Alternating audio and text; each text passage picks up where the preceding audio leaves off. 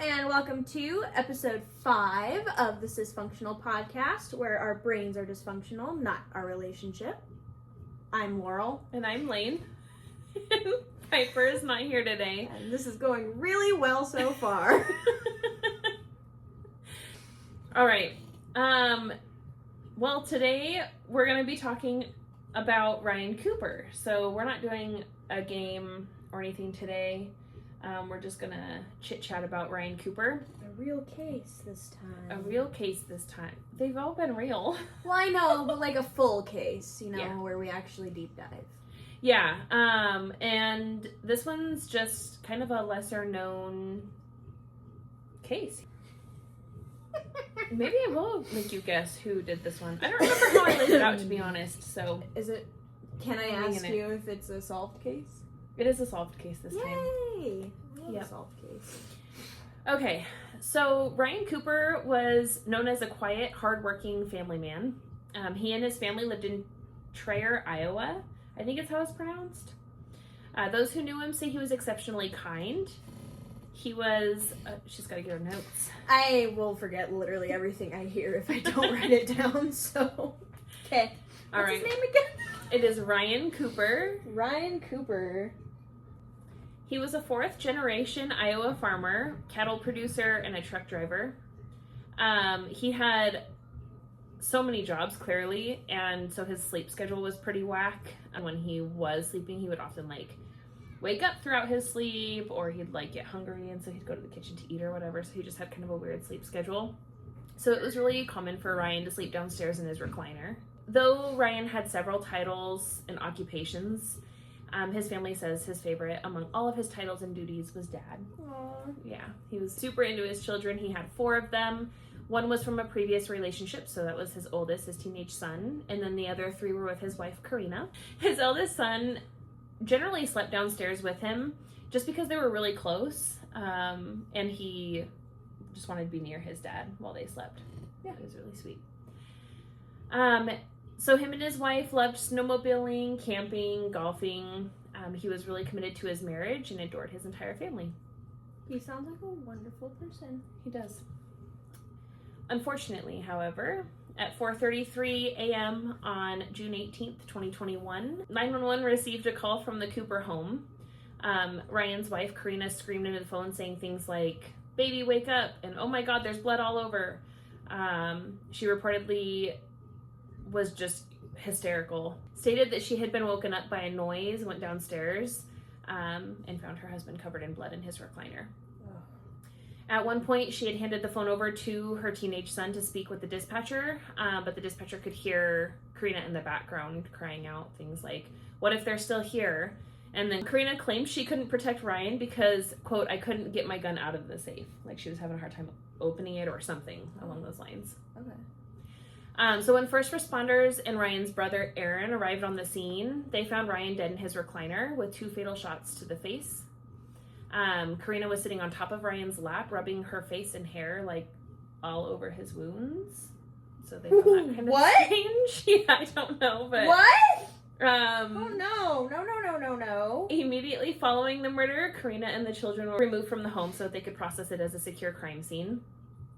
However, it was not until 2.5 years later that the police made an arrest and convicted the person that 2.5 killed years him later? for the crime. 2.5 years later. Wow. So this is where you'll have to do your detective work and ask me some questions to get more information. Okay. Was the gun found at the scene? No, her gun was not found at the house. It was not in the safe. Can I also follow that up with, do we know if the gun that was used on him was the same kind of gun that she had? So what they did find was a .22 caliber shell casing on the living room floor. However, they didn't find any weapons or shell casings other than that throughout their investigation. And you said he had how many shots to the face? 2. 2 shots, so there should Yeah. have been at least 2 casings. Right. She didn't really specify at the time of the investigation what kind of gun she had. From my understanding, Ryan had actually bought her this gun to protect herself, so she didn't have a whole lot of I don't know if she didn't have a whole lot of knowledge about the guns themselves or what, but she, like, this was something he bought her. Okay. To try to protect herself and the children when he wasn't home. Right. Is it my turn again? Yeah, I mean, unless you think you got it figured out. You think I have it figured out already? You're crazy for that. Where were the kids? That's a good question. So the kids are stated to have been upstairs sleeping in their bedrooms. But all 4 of them. I thought that the older son usually slept with him. Yeah, he did. However, the oldest son says that days prior to the murder, Karina had told him that he needed to stop sleeping in the living room and sleep upstairs in his own bed. That's sketchy. It is sketchy. I don't like it. So, how long, like, that's, I don't even know if you'll have the answer to this, but how long had he been sleeping with his father? Like, it was strange that he was required to sleep in his own room, kind of, because he had been sleeping in the living room with his dad. Karina was like, you can't do that anymore. Yeah, supposedly because, like, his sleep schedule wasn't very good when he slept down there with his father, because his dad was constant, like I said, he was up and down all night. Like, he did not have a good... I come back to, it was fine right up until now. Yep. I don't like that. Yeah. I didn't either. Oh, do we know anything about the time of death? I actually didn't gather much information from the autopsy report itself. That's my fault. I'm sorry. I don't know exactly what the time of death was. Do we? I mean, I do, but it's not stated necessarily the specific. You'll have to ask more questions to figure this out. Okay. I'll have to ask. Time of death was shortly before she called 911. So it was like pretty in line with her call. Okay. Yeah. So she didn't just like wait for 3 hours No. she called 911. Nope. Why was she on top of him? Why was she all over his wounds? They didn't know when they showed up. It was just strange. Like, she was weird. freaking out that he was dead, but she was in his lap. Yeah, like, you can freak out and like not get on top of someone though. You Yeah. shouldn't. In fact, if there's a crime that has been committed, Right. don't do that. Right. What year did you say this was? 2021. Dang, this was recent. Yeah. Oh, wow. Do we know anything about like what their marriage looked like? Yeah, actually. So, a close friend of Ryan's, Leroy Bradley, was interviewed by authorities, and he had mentioned that just weeks prior to Ryan being killed, he had actually confronted Karina about a suspected affair with somebody named Houston Danker. The friend also mentions that when she drank, she was pretty mean to him, but Ryan adored his family. There was really, she was just kind of a bitch to him, but he loved her. Do we know if she had any alcohol in her system this night? I don't know. I will say we have 2 witnesses that came forward during those interviews as well. Both say Karina had actually used the term, I could shoot him in the face, several times to multiple people. Oh! And yeah, it was actually Leroy that testified that Ryan had bought Karina he did specify, I'm sorry, you asked me this earlier. Leroy testified that Ryan bought her a .22 caliber gun for protection. Okay. So we do know that it was the same, but not till like those witness statements came out. Okay. Did we talk to Houston at all? We sure do. Is that not where I need to be right now? Do I need to wait? We're getting pretty close. Okay. Do you have something specific that you need me to ask that I haven't asked yet? I mean, really, we've kind of covered a lot of it. So there wasn't any sign of forced entry. They had a dog, and nobody says that they heard. It was a Rottweiler too, so it was like a protection dog. Yeah. And nobody says that they heard it like signaling an intruder at all. So we know that there weren't any signs of forced entry. So it must have been either somebody within the house or somebody that the house was familiar with. Right. Why was Ryan's brother present when law enforcement showed up? Karina's phone records indicate that she called Aaron prior to calling police. No. She said that she was afraid there was an intruder in her home. And so he essentially So you showed call up the cops. along with law enforcement. Would she have wanted to kill him for another reason than, like, rather than just leave him? Like, she could have just left? Right. So yeah, there was a life insurance policy on Ryan for $500,000. That's a lot of money. Yeah. Mm. Any thoughts on who killed him? A lot of thoughts. Are you gonna guess? Is this one I guess? Yeah, I think we've pretty much come I do to... believe it was probably Karina the wife. So, yeah, okay, so I'm gonna dive a little bit further into some stuff that will bring us to the same conclusion. Now, there's actually 2 people who are suspected of killing him.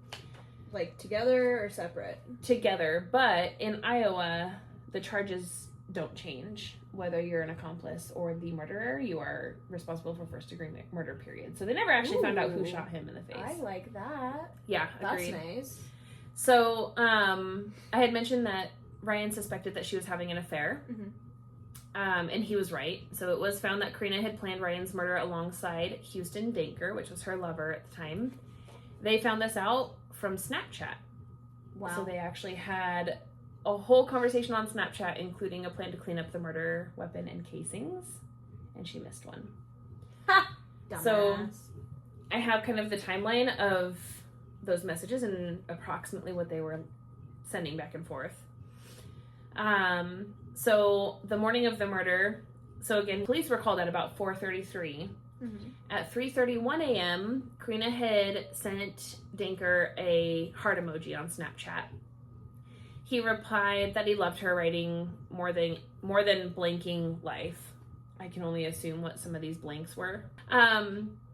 Within that same minute, Danker immediately followed his message up with explicit instructions to clean up evidence, saying, "Remember those casings, effing remember those, no ifs, ands, or buts," was his response to her. Wow. Less than 15 seconds later, Karina responds, "Absolutely, 100%. And then Danker indicated that he was stepping away to commit the act. So he said, "Okay, babe, seriously, putting the phone down, have to get this shit done," is my guess. Again, bleep. And she responds back, "Go." So there were older deleted messages from December 2020 through March of 2021 that kind of do establish motive and planning. Karina had several times said that she hates Ryan, wished he would die in an accident so that her and Danker could start a family together and take his Holy $500,000 shit. life insurance policy. Oh my god. Yeah. There were recovered messages containing highly specific phrases, like I said before, quote, "shoot him in the face," is something that she said a lot, not just to Danker, but like That's friends and family terrible. heard her say That it. is awful. That's nasty behavior. It is nasty behavior, and on the flip side of like, how dumb can you actually be? Right. Because if you've you're, told everybody you want to Yeah. shoot him in the face, and then he died by gunshots to you're the face. literally giving everybody the blueprint. Yeah. Like, you're telling them exactly what's about to happen. Right. So then we actually have like pretty much step-by-step actions of theirs from the day of the murder as well that again were revealed by their phone technology. Thank goodness for cell phones. Yeah, no texting. joke. And even like it was shocking to me that they found all this from Snapchat because that's like the app that's the hardest to trace shit from. Right. But they were able to pull it all, so that's cool. So at 4:13 a.m., her phone shows that she was actively watching content and manipulating her phone interface, but she had told police, "I just woke up and came downstairs to a noise." Oh, so she was really just like sitting there waiting. Yeah, but for Cool. 20 minutes prior, she was using her phone. At 4:18, she manually deletes 2 photos off of her phone. I'm not sure what those were, but they could tell that there was a manual deletion of photos.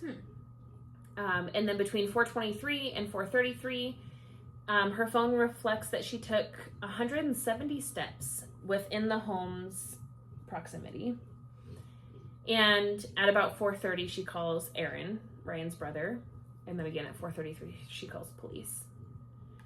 So on the flip side, her lover's phone reveals pretty similarly physical tracking that he was at their home at the time of death. So right around that 4:17 or whatever. And his Google searches this idiot How on his phone stupid do you Google need to be? searched best ways to kill somebody with no way for anybody to find out who did it. So that It didn't help didn't his work. case. No. It didn't work. If you're gonna look shit up like that, that's like 101. You can't leave it there. Right? Well, and there's ways that they can find it. So like you can't Right. you just can't look shit up like that. Yeah. Not only did we have all of that against him, but there was also a shoe pattern at the residence matching a pair of shoes that they recovered from his house later on. So he yeah. Wow. It's like you looked up the book to do it, and then you didn't listen to any of it. And then you just did all the wrong things. Yeah, you did the exact opposite of everything. Including texting that moment, indicating exactly what you were doing. Mhm. So finally in 2024, both were arrested, Karina and Denker. And then they were convicted in 2025. But again, like I said, it was actually never proven who pulled the trigger. Essentially, Denker eventually pled guilty to first-degree murder. But, of course, the attorneys both were... Well, that one pulled the trigger and was the mastermind. Yeah, they turned against each other. Yep. Mhm. And kept saying, well, my defendant is just an accomplice. But again, I was like... We don't care. We don't really care who was the accomplice and who was the murderer. They're both responsible. You both did bad things. Yep. Suffer for it. Yep. Just both go to jail for the same amount of time. Karina tried I was scared for my life, and so I just helped him because I was afraid he would kill me if I didn't. Oh. But Go to the police if you're scared for your life. right, or tell your husband who bought you a weapon. Right. Like, Yeah, there's so many things you could have done rather than kill a person. yes. So we do eventually find the murder weapon. This is just kind of a fun fact of the story because I thought it was kind of interesting. One of Denker's friends, and a coworker of his, actually took 3 of Denker's guns. One of them was actually Karina's, but he thought that he was taking 3 of Denker's guns just to store them. Oh. Yeah, he was like, I don't have anywhere to put these. Can you hold these for me? And he's like, sure. And then stored the weapons for him. And now he's just in possession of the murder weapon. No big deal.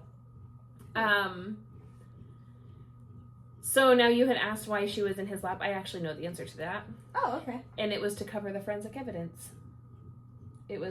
She's in his lap, so if she has blood on her or his DNA on her or anything else, now it's... What a piece of shit. So she was on his lap, like, putting her hair in his open gunshot wounds and shit to, like, cover herself in his blood. That's disgusting behavior. It was awful. And then it said that she called Aaron before she called police to give Denker time to get away from the scene before they actually had the police show up. But then she could be like, well, I thought somebody broke in, and so I was scared. Jeez. So that was a really short story, but just one that I found that I haven't heard of a lot, and so I was like, that's kind of an interesting one. And it just goes to show that you shouldn't trust anybody. I trust you. Please don't kill me for it. Never. I would never. That's because And now it's awful people. now it's everywhere. So now if I did, I'd be caught really fast. Yeah. Just kidding. Okay. Alright, so if you want to check us out on everything, we're obviously on Spotify and YouTube. You can pick which one you want to watch or listen on. And then you can find us on socials on Instagram, Facebook, and TikTok. They're all Cisfunctional Pod. So go check us out. Yeah. Also, we're planning on, hopefully, before the summer's over, doing a couple of Ouija board things, because that would be fun. And as we go into fall, Oh, definitely during spooky season. yeah, keep an eye out for some spooky stuff. I'm sure we'll do Ouija boards. I don't know, maybe we'll take some clips of haunted houses and stuff. It's pretty fun to watch us go through haunted houses. It's funny, because I'll just sit there and be like, that's weird, and everybody else is screaming. Yeah, I don't fight or flight. I freeze. Yep. I'll just drop to the ground. I'm and usually put in the scaredness. front in any scary situation because I have wicked good sight in the dark, so I'll be like, hey, somebody's coming from over there. And then everybody's like, what? And I just look at him and I go, "Hey, what's up, dude? How you doing?" So yeah, we'll be sharing a whole bunch of Fun stuff. Yeah. Thanks for listening or watching, and go check out socials, and yeah, feel free to comment or whatever about what you guys think of the cases. If you prefer certain recordings over others, we can do more of different kinds of stuff. So. Yeah, and we're super good with feedback. Please give us feedback. We're new to this. We would like to learn what we're doing wrong, figure it out. Yeah. But yeah, And we're happy to change things up and like give more of what you guys like. So we're open to ideas and requests. So send those our way. yes, please requests. It'll help her with figuring out cases. Yeah. How to display them. So, or whatever I'm trying to say. Words are hard. It's fine. Words are hard. Okay. Alrighty. Thank you for watching / listening or whatever. And goodbye.